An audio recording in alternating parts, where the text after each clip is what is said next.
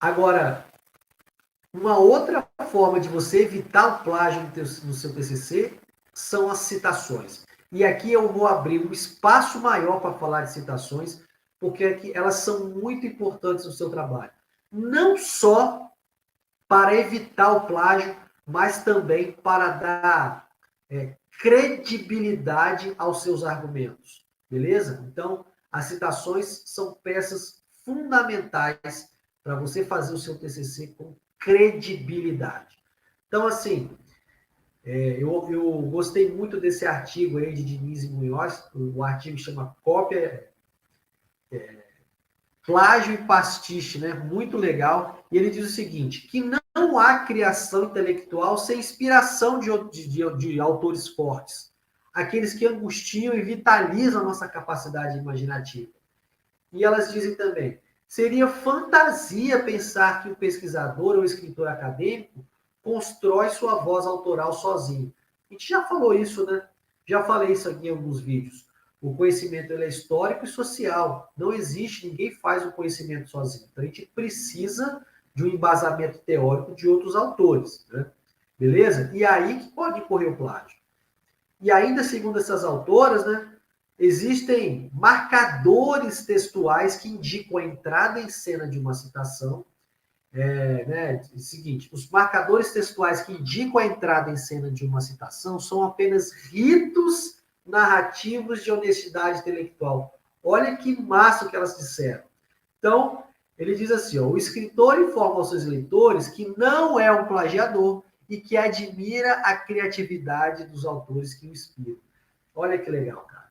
Então, assim, esses marcadores textuais que indicam a ritos narrativos de honestidade intelectual, a gente pode traduzir na NBR 10520, né? A NBR 10520 é a norma da brasileira que vai sistematizar citações no seu trabalho.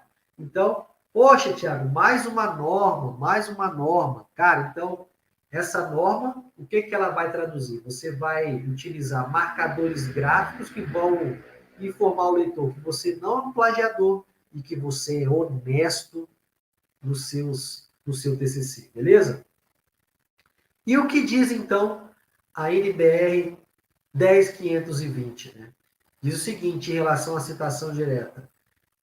A citação direta é uma transcrição textual de parte da obra do autor consultado.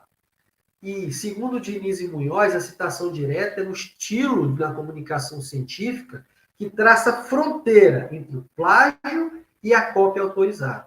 Beleza? Porque você vai utilizar as palavras do autor do jeito que o autor escreveu, com erro de pontuação, de grafia, o que for, e vai utilizar as aspas, beleza? Então, olha lá. Nas citações de até 3 linhas, devem estar contidas aspas duplas. Aspas duplas. As aspas simples são utilizadas para indicar citação no interior de citação. Beleza? Então, as aspas duplas significa que você está retirando um trecho de um outro autor do jeito que o autor escreveu. Então, exemplos aí, ó. Babu, a data e a página descreve, olha as aspas, o estudo da morfologia dos terrenos ativos. Beleza, galera? Não se mova, faça de conta que está morto. Olha lá, as aspas, novamente indicando aí citação direta. Tá? Então, com até 3 linhas, você vai fazer dessa forma. Citação direta com mais de 3 linhas devem ser destacadas no recuo com recuo de 4 centímetros da margem esquerda, com letra menor que a do texto utilizado e sem as aspas, beleza? Geralmente você vai utilizar o tamanho 10. Cara, por que tem uma diferença da citação direta?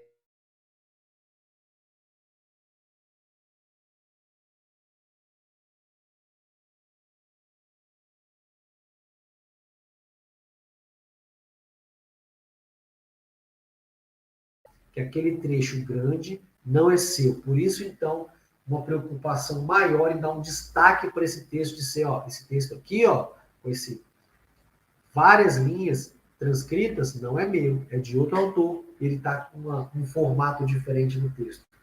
Essa representação gráfica permite essa identificação mais rápida.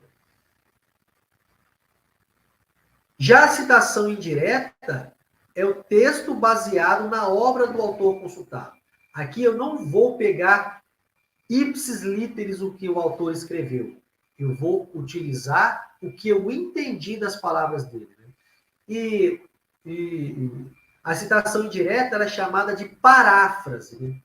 E parafrasear é submeter a voz de outros autores à voz de quem escreve. A paráfrase agrega criação à repetição. Quer dizer que você vai pegar o texto e vai citar apenas o que você entendeu daquele texto. É uma tradução simultânea em que o texto não é o mesmo, mas a mensagem é semelhante.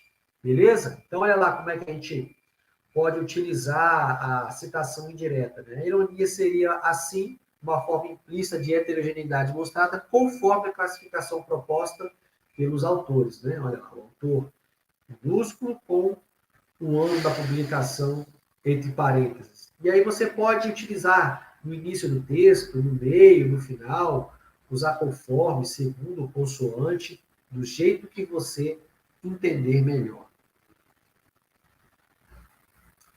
E a citação de citação, galera? O que é isso? Citação de citação é a citação direta ou indireta de um texto em que você não teve acesso ao original. Né? Então, assim, use com cuidado a citação de citação, beleza? Segundo Diniz Munhoz, a obra original, né, ela não foi explorada pelo autor, apenas a paráfrase de um autor intermediário. Nesse percurso, há o risco de que a fidelidade ao texto original tenha sido perdida ou adulterada. Então, galera, sempre que possível, utilize da fonte original. Só assim, raramente, hoje em dia, né, com o advento da internet, a gente não vai ter acesso à obra original. Tá certo? Aí, nesse caso, você utiliza a citação de citação. Agora, podendo consultar a obra original, sempre opte por essa. Sempre consulte a obra original, se for possível. Só em casos extremos utilize citação de citação. Ah, Thiago, eu não achei,